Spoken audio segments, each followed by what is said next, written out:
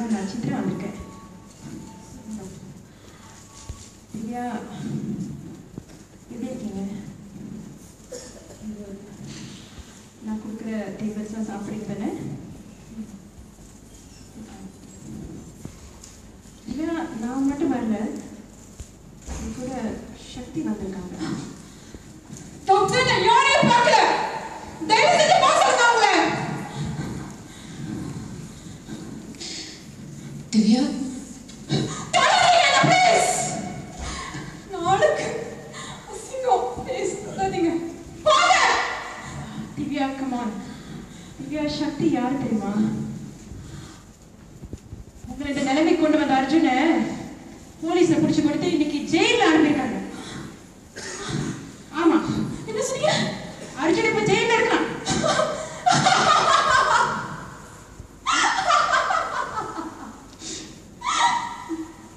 அந்த பொறுக்கியை பிடிச்சிட்டாங்களா? அந்த பொறுக்கியை பிடிச்சிட்டாங்களா?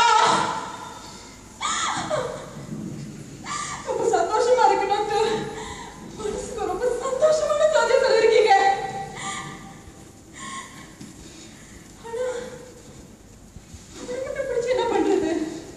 அவன மாதிரியான மிருகங்கள் இன்னும் பல பேர் இங்க அடங்கிட்டு இருக்காங்க. அவனுக்கு என்ன பண்ண முடியும்? வேரோட அறுக்க முடியுமா? சொல்லுங்க. முடியாது. இவங்க காட்டுற போலியான ஆசா பாசங்களை நம்பி பல பெண்கள் மோசம் போயிட்டாங்க. இந்த மாதிரி பெண்களுக்கு நான் ஒரு உதாரணமா இருக்கணும்னு நினைச்சேன். ஆனா இன்னைக்கு நானே ஒரு நடப்பிடமா இருக்கேன். திவ்யா, என்ன உங்க தங்கச்சியா நினைச்சுக்கீங்க.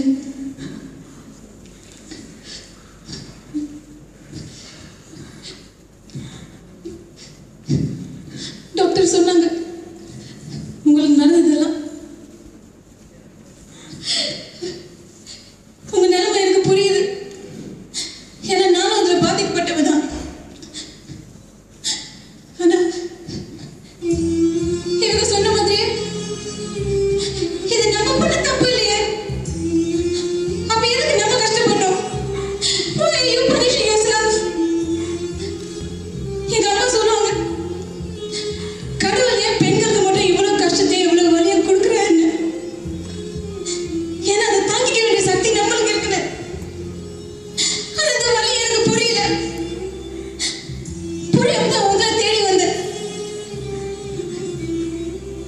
நான் உங்களை ஒரு கேள்வி கேட்கணும். தயவு செஞ்சு போயிருங்க. உங்களுக்கு ஆலோசனை சொல்றதுக்கோ அட்வைஸ் பண்றதுக்கோ நிலைமையில நான் இல்ல. போயிருங்க. Please come. நான் உங்களை கேட்டே ஆகணும். அர்ஜுன் மாதிரி ஒரு அயோக்கியன், அவனுக்கு 6 விக்டம்ஸ் எல்லாம் உலகத்துக்கு கற்றுக்காத பொண்ணுங்க. என்ன மாதிரி ஒரு முட்டை சொல்லலாம். ஆனா உங்களை பத்தி எத்தனை ஆர்டிகல்ஸ் எழுதிருக்காங்க. You're a renowned journalist. You're a fighter. You're an activist. நீங்க போய் எப்படி அவனுக்கு விக்டிம் ஆனீங்க? எனக்கு புரியல. சொல்றேன். துள்ளி விளையாட வேண்டிய வயசுல நான் அனுபவிச்சது எல்லாமே கொடுமைகள் தான். மனிதனிடம் சொல்லி போக முடியாத இந்த பல ஆம்பளைங்களால வார்த்தையால சொல்ல முடியாத வலிகள் நான் அனுபவிச்சிருக்கேன். அது மன ரீதியாகட்டும் உடல் ரீதியாகட்டும் அவ்வளவு வலிகள். அந்த வலிய நம்ம வெளியே யாருக்கிட்ட சொன்னோம், யாரும் நம்ப மாட்டாங்க. அந்த வலிய என் மனசுக்குள்ளே வச்சு ஒரு ஆராதனமா ஆயிடுச்சு.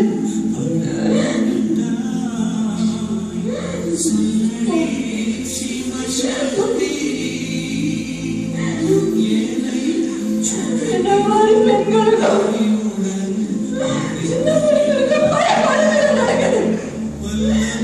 இந்த மாதிரி கொடுமைகள் நடக்கக்கூடாதுன்னு நினைச்சேன். அதை தட்டி கேட்கணும்னு நினைச்சேன். அதுக்கு ஒரே ஒரு வழி,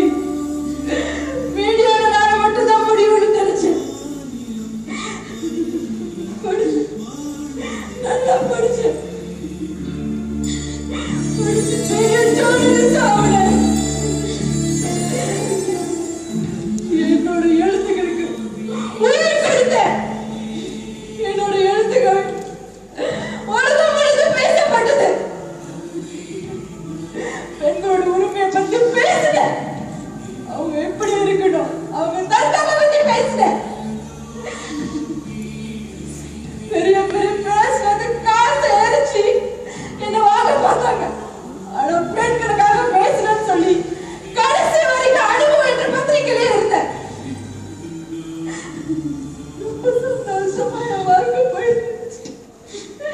என் லட்சியம், என் கனவு எல்லாம் நிறைவேறிச்சு. ரொம்ப சந்தோஷமா இருந்தேன். அப்பதான்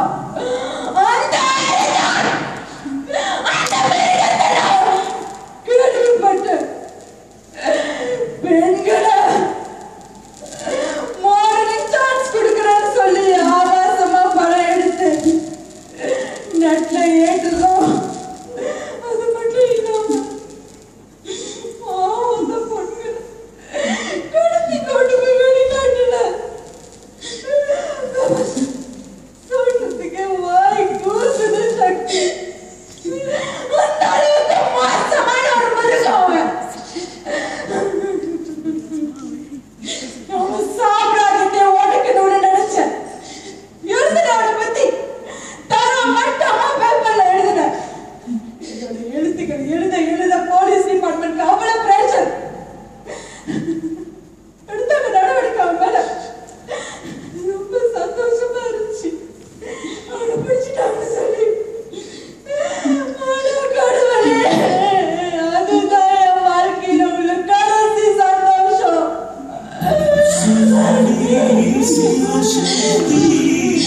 இல்லக்கா, கொஞ்சம் கூட நல்ல காட்டும். பத்து பேரை விட்டு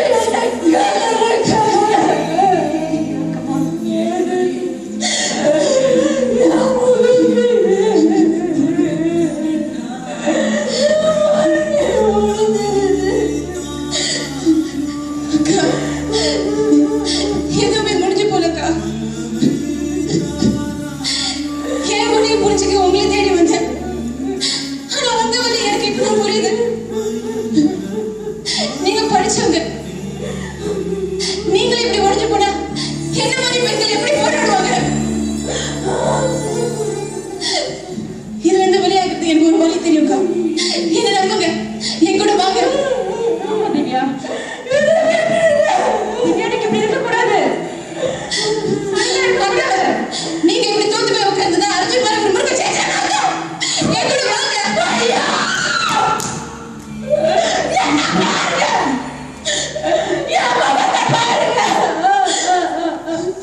இந்த மகத்தை வச்சுக்கிட்டு என்னால வெளியே போக முடியுமா?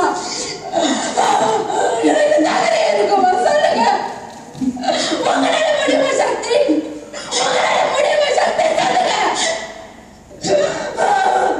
என் வாழ்க்கைய முடிஞ்சிருச்சு. அம்மா,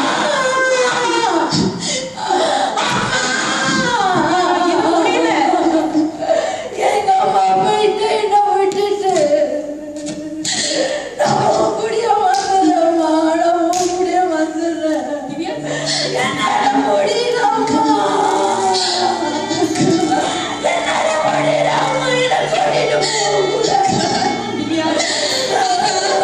அம்மா இருக்காங்க. நான் நினைச்சது நீங்க கருவில கழிச்சிருக்காங்க. அம்மா எங்கேயுமே போலக்கா. அம்மா இருக்காங்கக்கா. அவங்க எங்க இருக்காங்கன்னு எனக்கு தெரியும். அவங்க அடிக்கடி சொல்லுவாங்க, இந்த உலகத்துல வாழ்க்கைக்கான முகம் தேவையில்ல, உறுதியான மனசு தான் தேவையில்ல. அம்மா இருக்காங்கக்கா. நான் கூட்டிட்டு போறேன். என்ன நம்புங்க. ஆமா திவ்யா, நீ சொல்றது கேளு. அம்மாக்கா.